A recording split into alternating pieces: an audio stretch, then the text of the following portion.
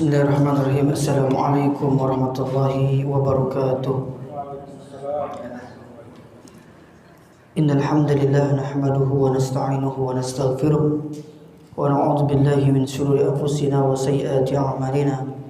May yahdihillahu fala mudilla lahu wa may yudlil fala hadiya lahu. Asyhadu an la ilaha illallah wahdahu la syarika lahu wa asyhadu anna Muhammadan 'abduhu wa rasuluh. Allahumma salli wa sallim ala nabiyina Muhammad wa ala alihi wa ashabihi wa man tabi'ahum bi ihsanin ila yaumiddin.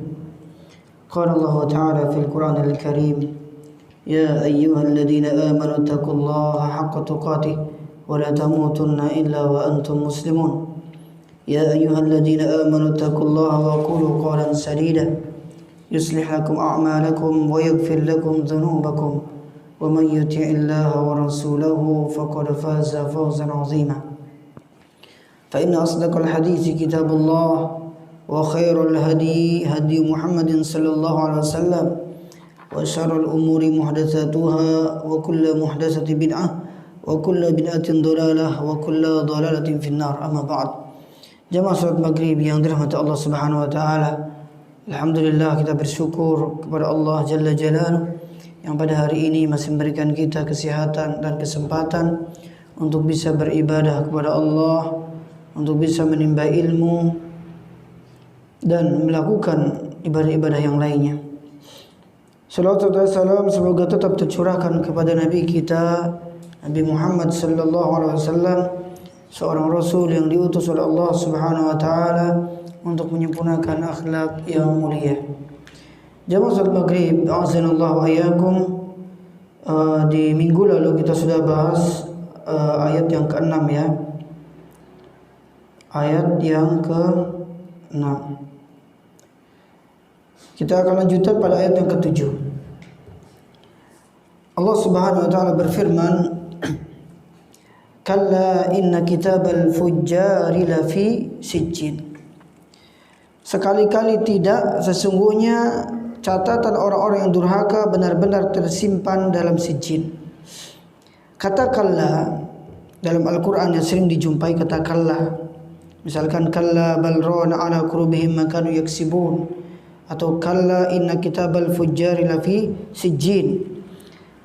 Kata kalla ya, menurut Imam Al-Qurtubi rahimahullahu taala, ini bisa bermakna mengingkari. Ya. Atau bisa juga kata kalla artinya untuk penekanan. Ya.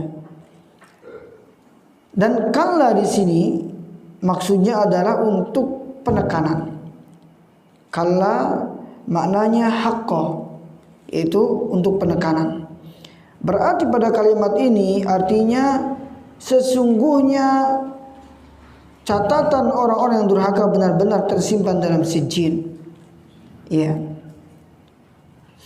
Artinya sungguh benar-benar catatan orang-orang durhaka itu berada dalam sijjin.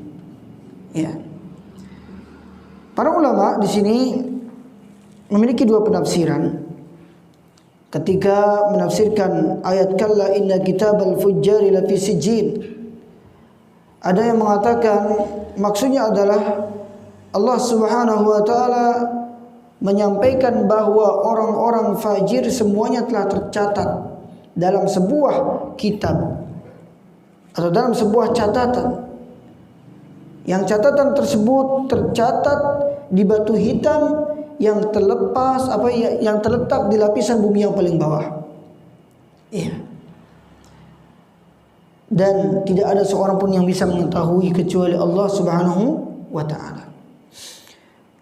Kemudian ada juga yang mengatakan maksud dari kalla inna kitabal fujjari lafi sijjin seperti yang disebutkan oleh Al-Imam Ibnu Katsir rahimahullahu taala dalam tafsirnya, inna masirahum wa ma'wahum lafi sijjin. Sesungguhnya tempat atau kesudahan mereka dan tempat mereka adalah tempat yang sempit. Berarti kata sijjin ini bisa bermakna tempat yang sempit. Kata sijjin secara bahasa itu diambil dari kata as-sijnu. Sijnu itu artinya ad-diku, yaitu sempit. Berarti as-sijnu artinya penjara yang sempit. Sijan dalam bahasa Arabnya. Ya. Makanya dalam hadis disebutkan ad-dunya sijnul mu'min wa jannatul kafir. Dunia itu merupakan penjaranya orang mukmin.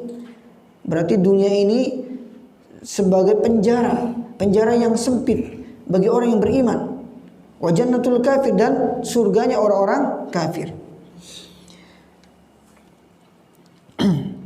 Kemudian kata sijin, dia diambil dari kata sijen, kemudian dia bisa diartikan dengan neraka jahanam sebagai tempat orang-orang fajir dan kafir.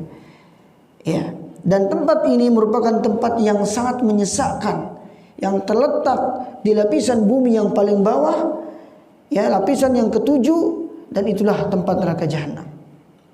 Ya. Kemudian Allah Subhanahu wa taala berfirman, "Wa ma adraka masijin?"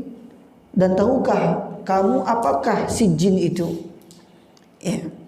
Allah Subhanahu wa taala mengulangi penyebutan sijin dalam bentuk pertanyaan. Wa ma adraka masijin?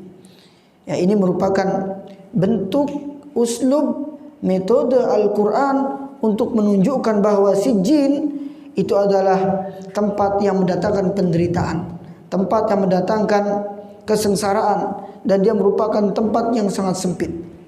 Ya. Bahkan Allah Subhanahu wa taala berfirman, "Laqad khalaqnal insana fi ahsani taqwim, tsumma radadnahu asfala safilin." Kami telah menciptakan manusia dalam bentuk yang sebaik-baiknya, dan kami kembalikan manusia ke tempat yang serendah-rendahnya. Maksud tempat serendah-rendahnya di sini menurut para ulama tafsir yaitu lapisan bumi yang paling bawah. Ya, itulah yang disebut dengan sijin. Namun makna sijin di sini ada memang khilaf di antara para ulama. Ada yang mengatakan sijin itu merupakan catatan yang berada di lapisan bumi yang paling bawah. Ada yang mengatakan sijin ini memang nama neraka sijin. Ya, neraka yang sempit, yang dikhususkan bagi orang-orang kafir. Kemudian Allah Subhanahu wa taala mengatakan kitabun marqum, yaitu kitab yang telah terpahatkan. Ya.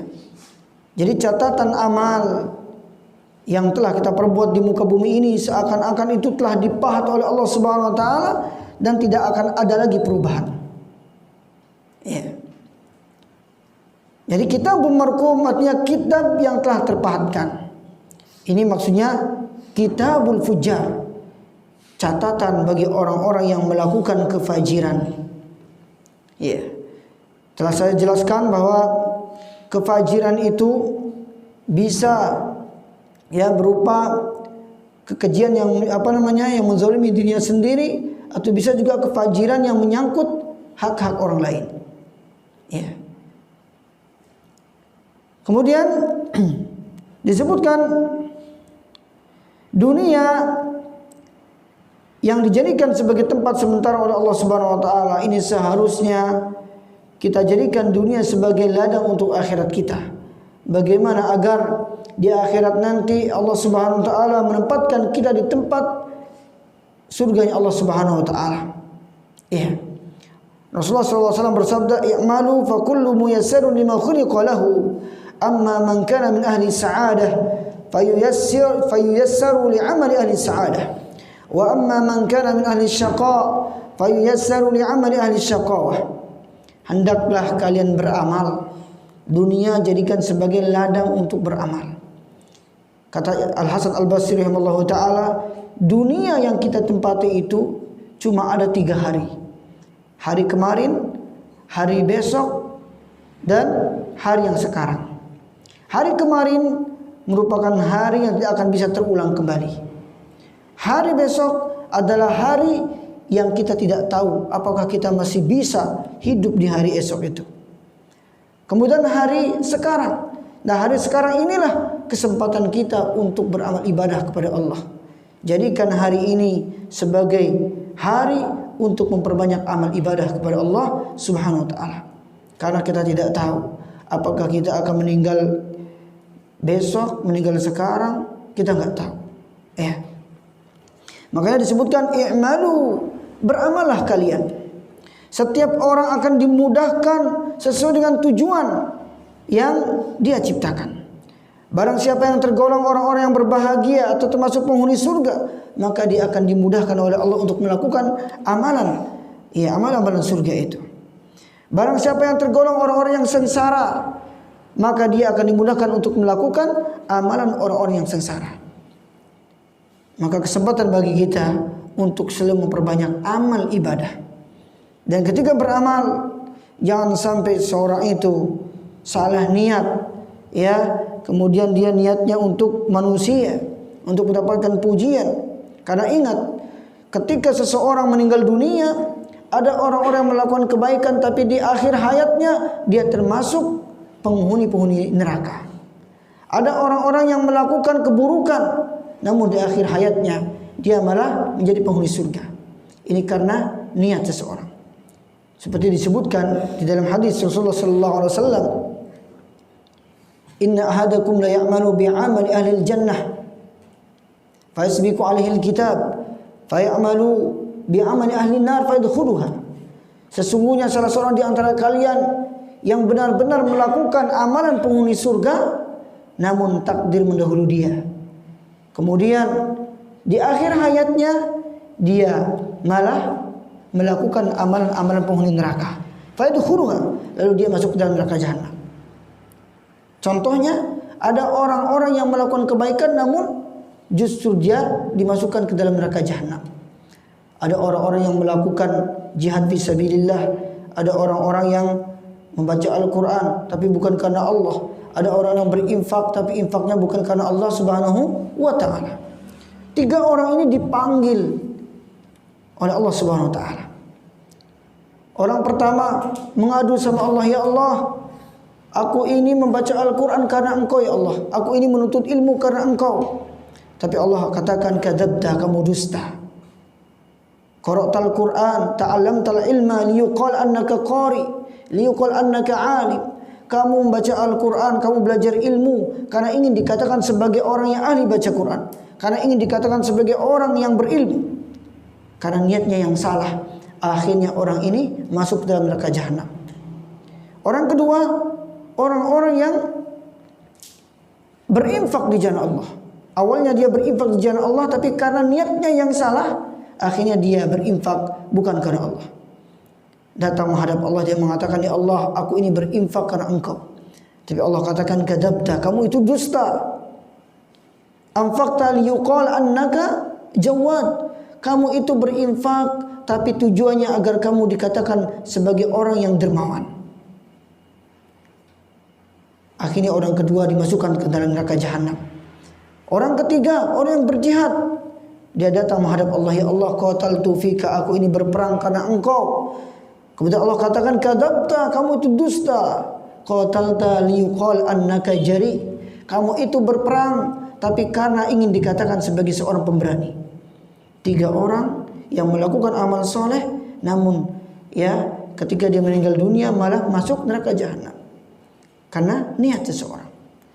Kemudian disebutkan lagi, "Wa inna ahadakum la ya'malu bi'amali ahli an-nar fa yasbiqu 'alaihi al-kitab fa ya'malu bi'amali ahli al-jannah fa yadkhuluha." Berapa banyak di antara kalian yang melakukan amalan-amalan penghuni neraka, namun takdir mendahului dia. Kemudian dia bertaubat kepada Allah Subhanahu wa taala. Lalu di akhir hayatnya dia melakukan amalan-amalan penghuni surga. Lalu dia dimasukkan ke dalam surganya Allah Subhanahu wa taala. Contohnya, ada seorang pezina yang sudah berzina berkali-kali, kemudian dia bertaubat kepada Allah gara-gara memberikan minum seekor anjing, akhirnya dia masuk penghuni surga. Ya. Berarti seseorang beramal ibadah, ya, apakah dia akan dimasukkan ke dalam neraka atau ke dalam surga, itu tergantung niatnya. Ya. Jamaah salat maghrib yang dirahmati Allah Subhanahu wa taala. Kemudian Allah Subhanahu wa taala berfirman pada ayat yang ke-10, "Wailu yauma idil lil mukadzibin." Celakalah pada hari itu bagi orang-orang yang mendustakan.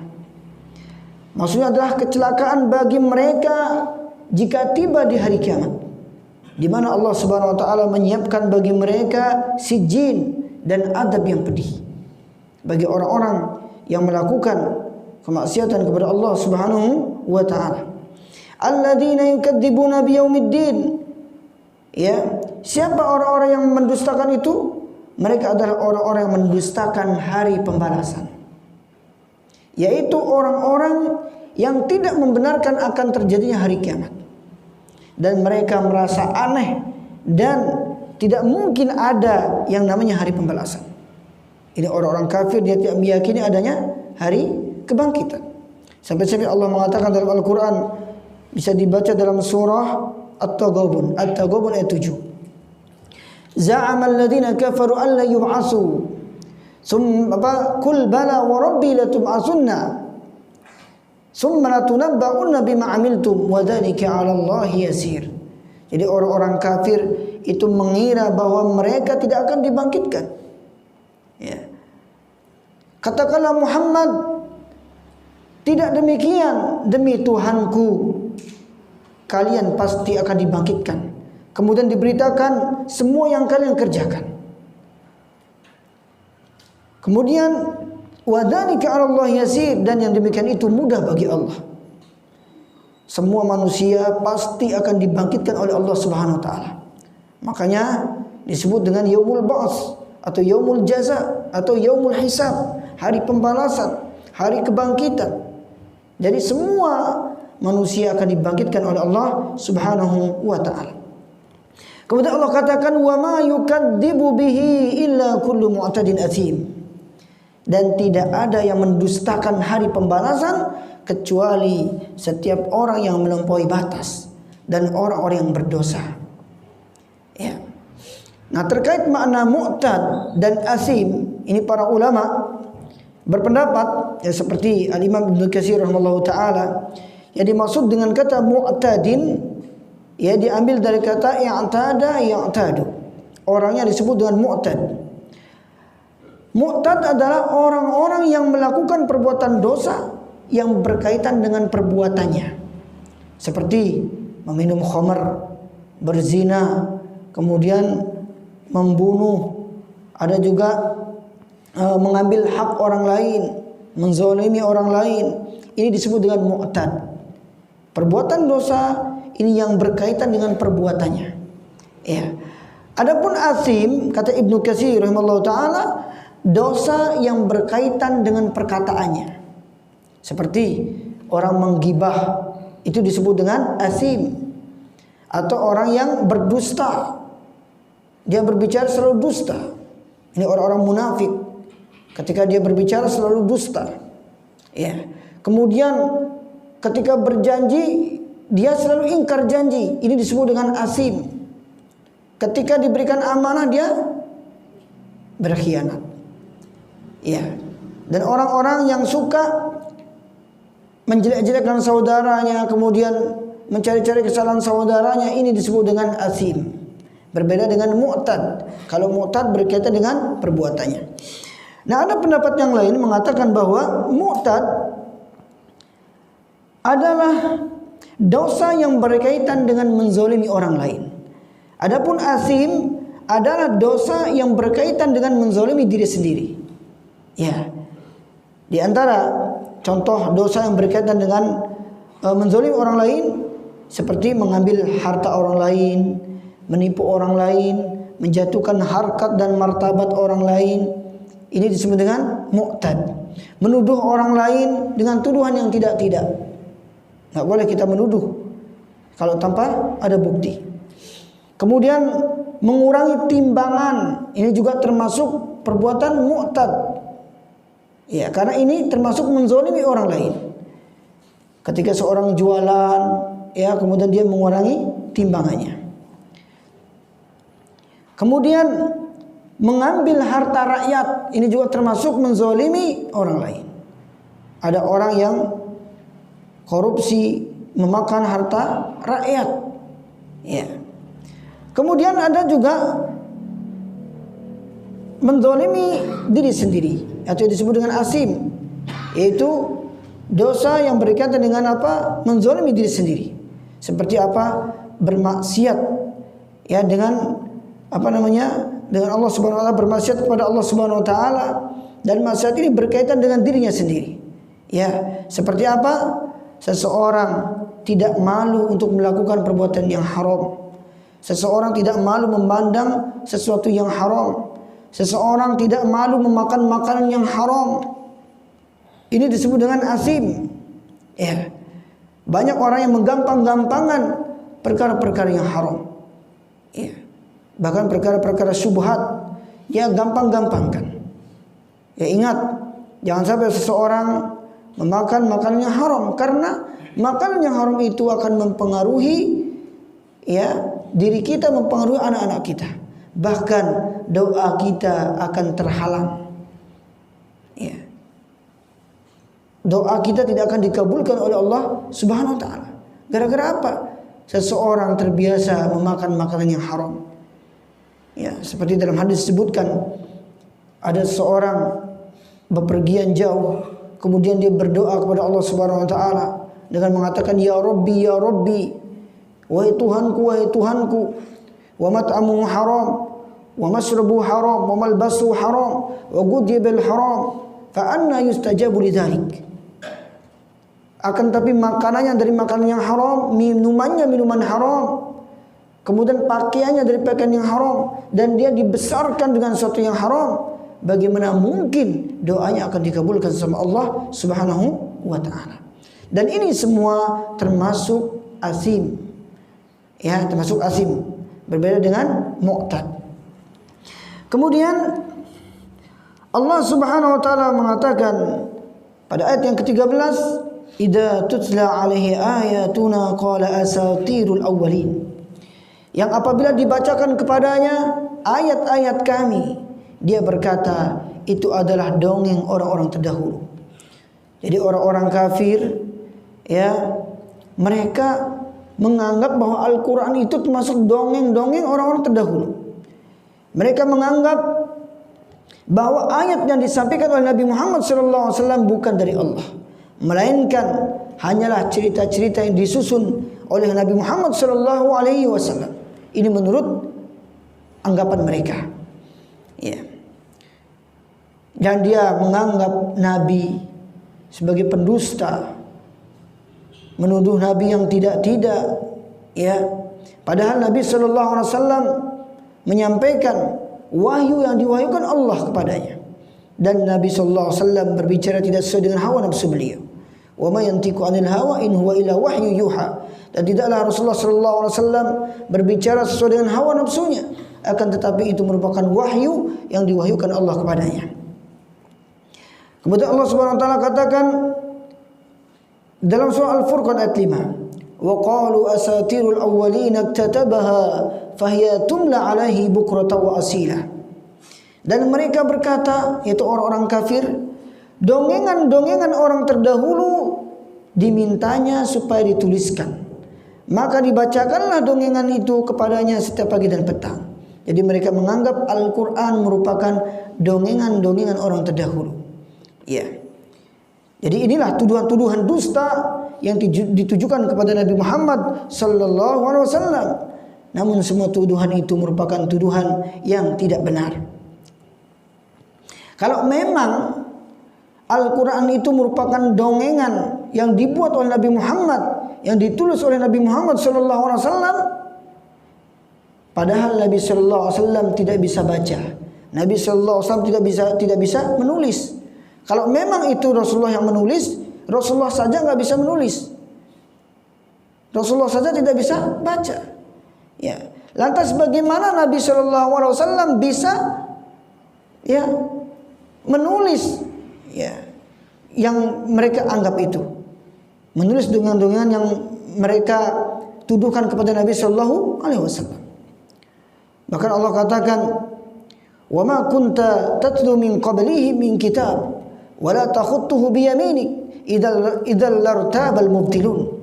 Dan kalian tidak pernah membaca sebelumnya, yaitu Al-Quran, sesuatu kitab pun, dan kalian tidak pernah menulis suatu kitab dengan tangan kanan.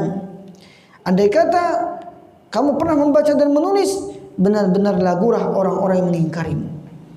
Karena Nabi SAW tidak bisa membaca, tidak bisa menulis. Ya.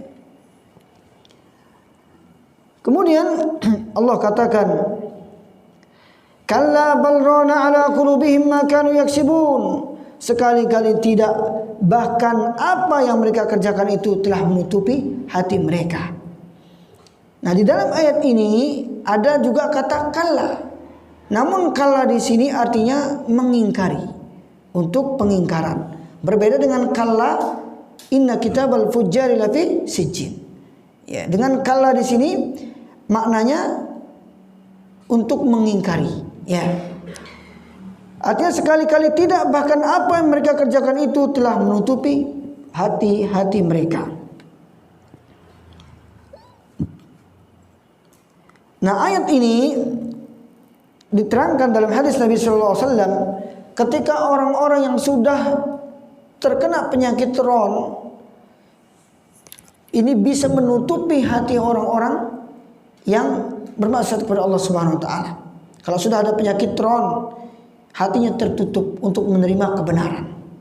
Maka dalam hadis disebutkan an Abi Hurairah radhiyallahu anhu an Rasulullah sallallahu alaihi wasallam qala innal 'abda idza akhta'a khati'atan nukitat fi qalbihi nuktatun sauda fa idza huwa naza'a wastaghfara wa taba saqula qalbuhu wa in 'ada zida fiha hatta ta'luwa qalbuhu wa huwa ar-ran alladhi dzakara Allah kalla bal rana ala qulubihim ma kanu yaksibun. Sesungguhnya seorang hamba apabila melakukan suatu kesalahan, sebuah dosa, maka akan tancapkan dalam hatinya sebuah titik hitam. Setiap orang melakukan dosa ada titik hitam di hatinya. Apabila dia meninggalkan dosa itu dan minta ampun kepada Allah, bertaubat kepada Allah, maka titik itu akan dihilangkan oleh Allah, akan dibersihkan oleh Allah. Wa in zada fiha atau wa in ada zida fiha. Jika dia kembali lagi untuk bermaksiat, maka Allah Subhanahu wa taala akan menambahkan titik hitam tersebut sehingga menutupi hati seseorang. Kalau orang sudah kebanyakan maksiat, akhirnya susah untuk menerima kebenaran. Ya, namanya orang-orang kafir yang sudah tertutup hatinya, sudah ada penyakit ron di dalam hatinya, susah untuk menerima kebenaran. Siapapun itu, ketika dia sudah kebanyakan maksiat, akhirnya ada penyakit ron, ada kebenaran datang, dia akan susah untuk menerima kebenaran itu. Ketika ada orang mendakwakan tauhid, dia akan susah untuk menerima dakwah tauhid. Ketika ada orang mendakwakan sunnah, dia akan susah menerima dakwah sunnah. Ketika ada orang-orang mengajak kepada ketaatan, dia akan susah untuk melakukan ketaatan karena hatinya sudah tertutup, bahkan hatinya sudah mati. Ya. Namanya hati sudah mati itu hati yang tidak ada iman dalam hatinya, tidak ada ketakwaan dalam hatinya, dan hatinya dipenuhi dengan maksiat kepada Allah Subhanahu wa taala. Kemudian berikutnya Allah SWT katakan, kalla innahum ar-rabbihim yawma idzin lamahjubun. Sekali-kali tidak, sesungguhnya mereka pada hari itu benar-benar terhalang dari melihat Tuhannya. Ya. Al-Hafidz Ibnu Katsir rahimahullahu taala mengatakan dalam tafsirnya bahwa Imam Asy-Syafi'i rahimahullahu taala berdalil dengan ayat ini bahwasanya orang-orang mukminin, orang-orang muslimin kelak akan melihat wajah Allah pada hari kiamat. Berbeda dengan orang-orang kafir. Orang-orang kafir akan terhalang dari melihat Allah Subhanahu wa taala di hari kiamat. Ya.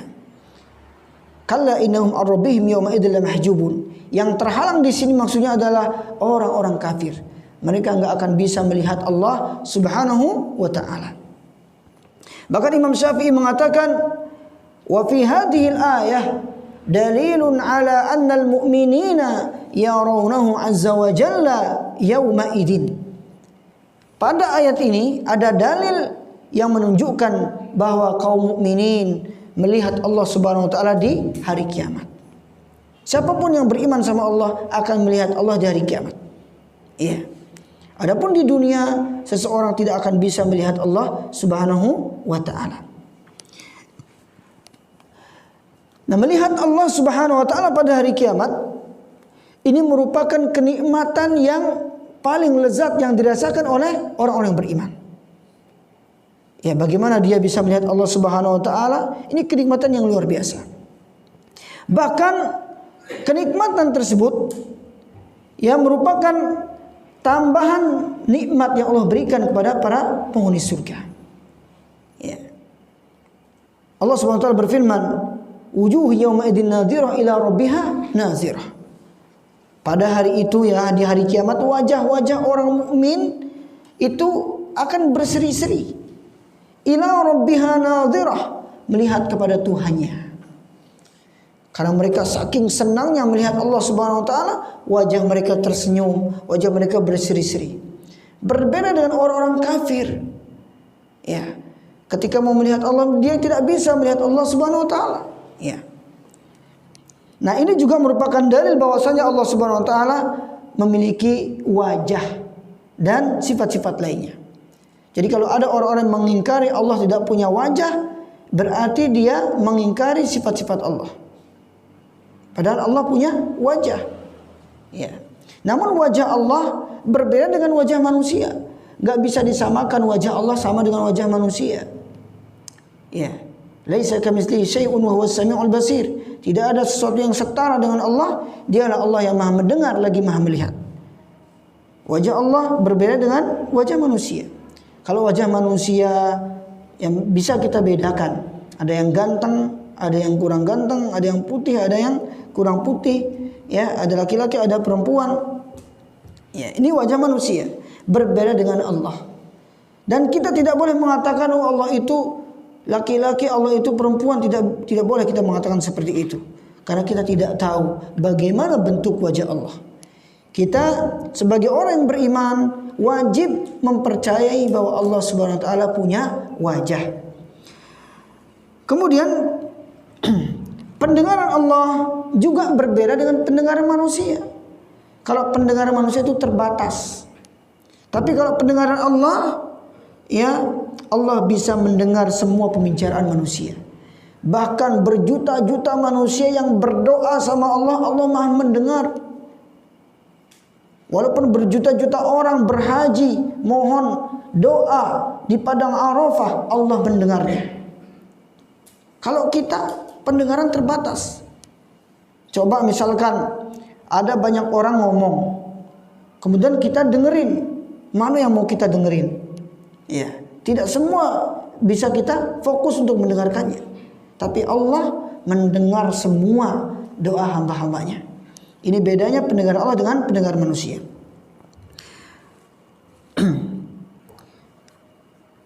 Kemudian penglihatan Allah juga berbeda dengan penglihatan manusia. Manusia penglihatannya terbatas, namun Allah Subhanahu wa taala penglihatannya melingkupi segala sesuatu. Bahkan Allah bisa melihat apa yang terbesit dalam hati kita. Kalau manusia nggak bisa melihat isi hati kita, tapi kalau Allah tahu isi hati manusia. Ketika seorang berada di tempat tersembunyi, Allah bisa melihatnya. Ya. Jangan kira Allah nggak bisa melihat. Berbeda dengan manusia. Manusia penglihatannya terbatas. Nah, begitupun kekuatan-kekuatan Allah berbeda dengan kekuatan manusia. Gak bisa disamakan Allah dengan manusia. Gak bisa disamakan sifat-sifat Allah dengan sifat-sifat manusia.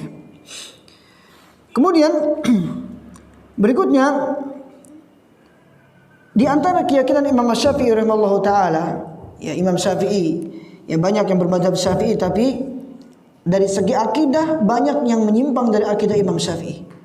Banyak orang mengaku saya ini mazhab Syafi'i, tapi akidahnya melenceng dari akidah Imam Syafi'i. Imam Syafi'i yang merupakan ulama yang membela sunnah, nasirus sunnah. Bahkan dia memerangi praktek-praktek kesyirikan, kebid'ahan. Ini Imam Syafi'i.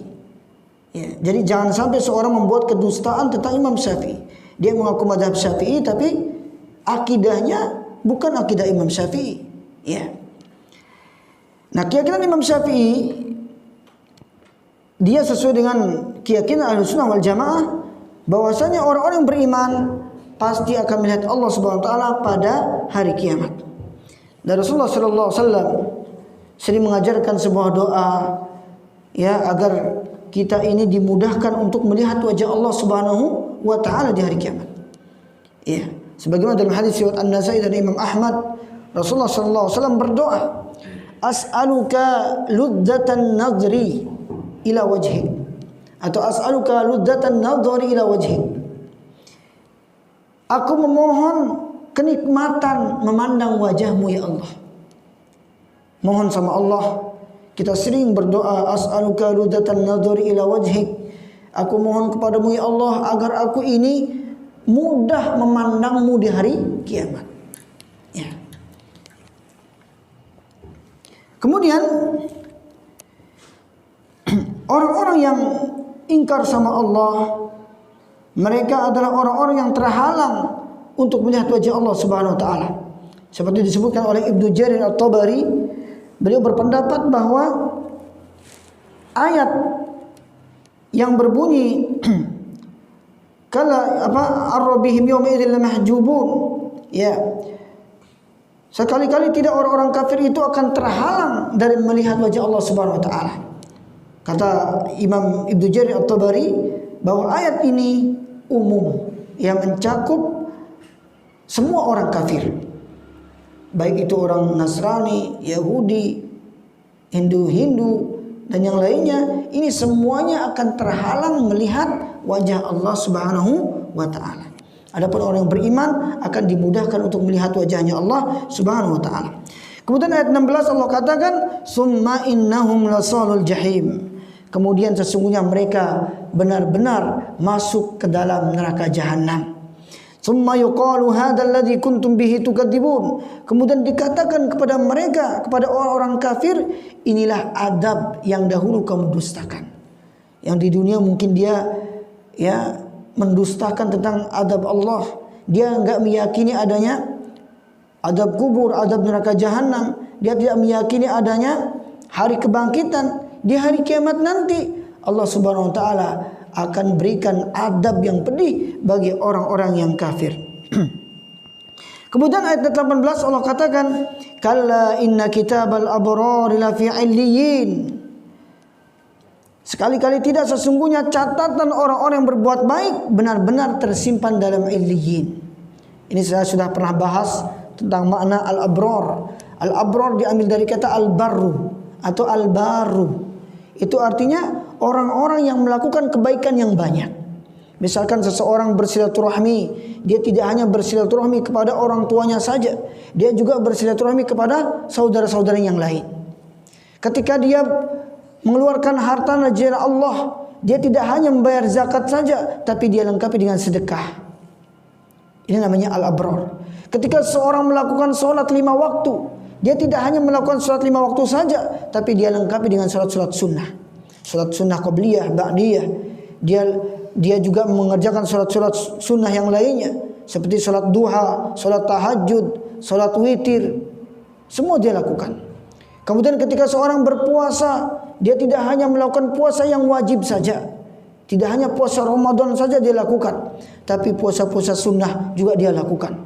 Seperti puasa Senin Kamis, ada puasa Daud, puasa Ayyamul Bid, tanggal 13, 14, 15.